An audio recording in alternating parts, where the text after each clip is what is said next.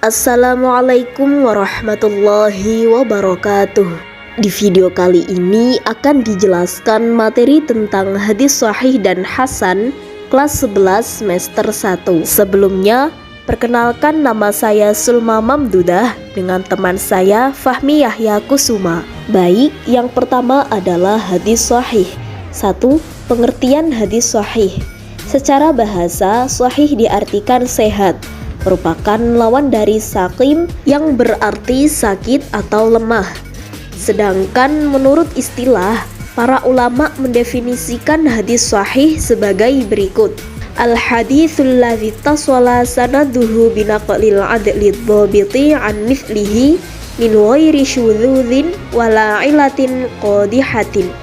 Yang artinya, hadis yang sanadnya bersambung atau tanpa putus diriwayatkan oleh periwayat yang adil dan sempurna ingatannya dari periwayat yang memiliki kualitas sepadan, tidak syadz, dan tidak ada illat yang dapat mencederainya. 2. Syarat-syarat hadis sahih. Syarat-syarat hadis sahih adalah: yang pertama, sanadnya muttasil. Maksudnya adalah semua periwayat isi hadis tersebut benar-benar mengambil hadis secara langsung dari periwayat sebelumnya. Kemudian, periwayat sebelumnya dari periwayat sebelumnya lagi hingga akhir sanad. Yang kedua, periwayatnya adil. Adil adalah sebuah watak yang menjadikan seseorang selalu bertakwa dan menjaga harga diri. Yang ketiga, periwayatnya dhabit. Maksudnya, masing-masing periwayatnya memiliki daya ingat sempurna ketika menerima hadis. Kemudian, menjaga isi hadis tersebut baik melalui hafalannya atau tulisannya. Yang keempat, tidak syadz. Artinya, tidak bertentangan dengan hadis yang diriwayatkan oleh orang yang lebih sikoh. Dan yang terakhir atau kelima, tidak terdapat illat. Maksudnya, tidak ada sebab yang samar yang dapat menurunkan derajat kesahihan hadis. 3. Kedudukan hadis sahih. Hadis sahih sebagai sumber ajaran Islam lebih tinggi kedudukannya dari hadis hasan. Karena itu, apabila hadis sahih bertentangan dengan hadis hasan, maka didahulukan hadis sahih. 4. Klasifikasi hadis sahih. Pertama, hadis sahih lidzatihi adalah hadis yang memenuhi 5 syarat kesahihan sebuah hadis sebagaimana yang terhimpun dalam definisi hadis sahih dari contoh di atas. Kedua, hadis sahih li ghairihi adalah hadis-hadis hasan yang naik derajatnya karena ada jalur periwayatan lain yang lebih kuat. 5. Tingkatan derajat hadis sahih. Antara lain, yang pertama, hadis muttafaq alaih. Kedua, hadis riwayat Bukhari sendirian. Ketiga, hadis riwayat Muslim sendirian. Keempat, hadis yang sanadnya memenuhi syarat sahih Bukhari dan Muslim. Kelima, hadis yang sanadnya memenuhi syarat hadis sahih menurut Imam Bukhari, namun Imam Bukhari tidak meriwayatkannya dalam kitab sahihnya. Keenam, hadis yang sanadnya memenuhi syarat hadis sahih menurut Imam Muslim, namun Imam Muslim tidak meriwayatkannya dalam kitab sahihnya. Dan yang terakhir adalah hadis yang sanadnya sahih menurut selain Imam Bukhari dan Imam Muslim. Baik, materi selanjutnya adalah hadis hasan. 1. Pengertian hadis hasan. Hasan menurut bahasa berarti baik atau bagus. Sedangkan menurut istilah, para ulama mendefinisikan sebagai berikut.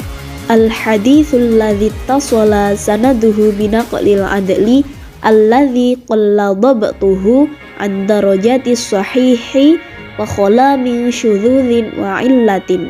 Yang artinya, hadis yang sanadnya bersambung atau tanpa putus diriwayatkan oleh periwayat yang adil dan memiliki daya ingat di bawah periwayat hadis sahih, tidak syadz, dan tidak memiliki illat. 2. Klasifikasi hadis hasan. Pertama, hadis hasan lidzatihi adalah hadis yang sesuai dengan definisi slide sebelumnya. Syarat-syarat hadis hasan lidzatihi adalah: 1. Periwayatnya adil. 2. Sanadnya sambung. 3. Riwayatnya bersifat dhabit namun kurang sempurna kedobitannya. 4.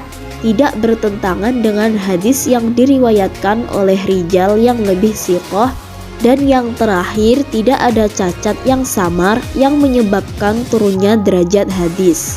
Selanjutnya, hadis hasan li ghairihi adalah hadis yang memiliki jalur sanad lebih dari satu dan kedhaifannya tidak disebabkan rawinya fasik atau pembohong. Syarat-syarat hadis hasan li ghairihi diantaranya adalah: yang pertama, ada sanad lain satu atau lebih yang sederajat atau lebih kuat. 2. Perawinya adil. 3. Perawinya mempunyai sifat dhabit namun kualitasnya lebih rendah dari yang dimiliki oleh perawi hadis sahih. Dan yang terakhir adalah hadis yang diriwayatkan tidak syadz. Selanjutnya adalah tingkatan derajat hadis hasan. Di antaranya adalah: 1. Jika sanadnya ada 2 atau lebih, maka artinya sanad satunya sahih dan sanad satunya hasan.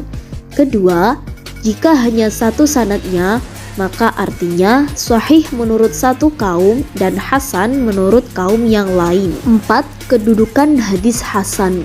Kedudukan hadis hasan li dzatihi adalah di bawah sahih li ghairihi dan di atas hadis hasan li ghairihi.